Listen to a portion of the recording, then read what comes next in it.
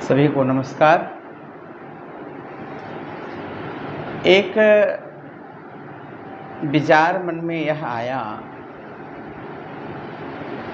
कि ये जो नीति वचन, सुभाषित वचन अथवा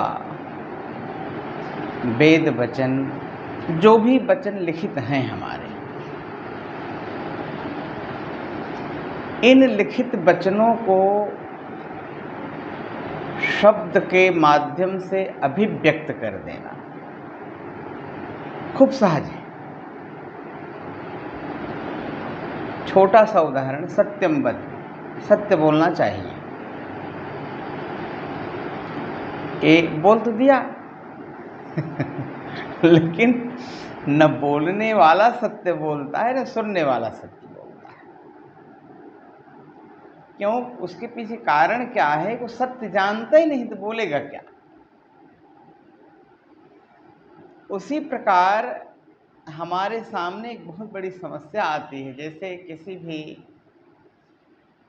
सुभाषित को लेकर के, किसी नीति श्लोक को लेकर, किसी वेद वचन को लेकर के जब हम बोलने के लिए तत्पर होते हैं तो एक प्रश्न खड़ा हो जाता है कि ये वाणी कितना प्रतिशत हितकारी होगी लोगों की, ये समझेंगे कैसे?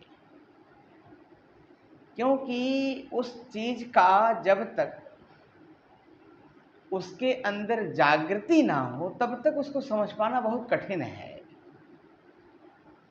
बहुत कठिन है। तो ये एक बहुत बड़ी समस्या हमारे समक्ष आती है। और हमने अभी तक जो हमको समझ में आई है बात कि अब केवल जितना हो सके उतना अच्छा से अच्छा करने का प्रयास केवल करिए। वाणी में और बोल देने में बहुत कोई लाभ नहीं दिखाई पड़ता सामान्य लोगों को। लाभ उसी के वचन का होगा या तो अगर प्रभाव पड़ना होगा जो बहुत बड़ा साधक होगा। एक जगह हमने कहीं पढ़ा था कि केवल उपदेश मात्र से व्यक्ति में परिवर्तन नहीं होता, अपितु तो उपदेश दान के साथ साथ पुण्य दान करना पड़ता है। जब व्यक्ति अपने पुण्य का, माने अपने द्वारा संचित सत्कर्म, सतधर्म इत्यादि से जो पुण्य है उसके अंदर, उस पुण्य का जब वह अर्पण करता है अपनी वाणी के माध्यम से, तब जाकर के उसके भक्त संप्रदाय में अथवा श्रोता संप्रदाय में असर पड़ता है, अन्यथा कोई असर उसर नहीं पड़ता है।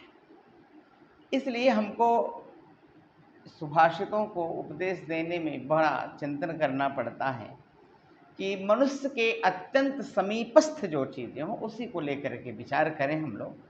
एक नीति शतक का सामान्य श्लोक है, प्राणा यथात्मनोभीष्टा भूतानामपि ते तथा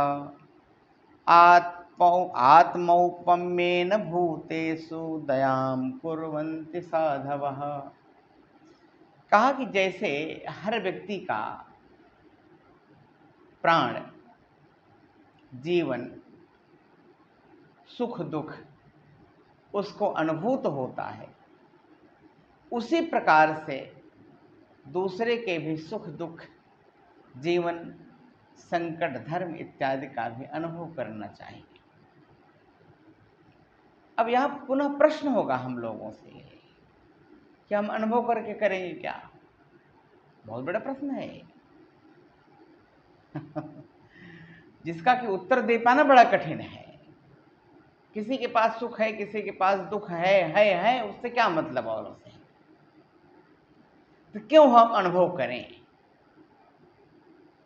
अनुभव आपको हमको इसलिए करना है कि हमसे जिन चीजों से हम दुखी हैं वो घटनाएं, उस प्रकार के दुख प्रदान करने वाले कर्म कहीं हम लोगों से ना हो जाएं, इसलिए अनुभव करने की जरूरत है।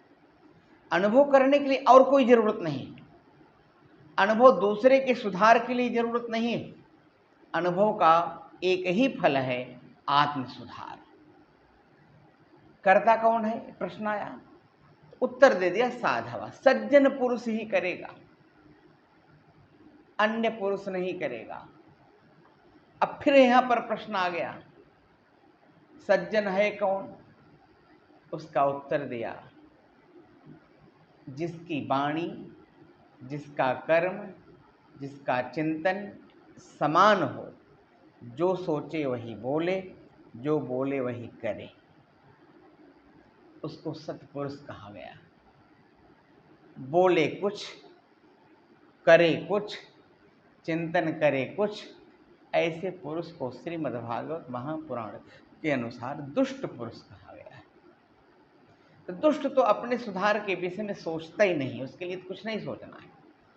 सज्जन पुरुषों को सोचना है कि इसका अनुभव हम इसलिए करें कि अपने में हम सुधार कर सकें, हमसे किसी के प्रति कष्टदायी वचन ना निकले, हमसे किसी के प्रति कष्ट देने वाले कर्म ना हो जाएं।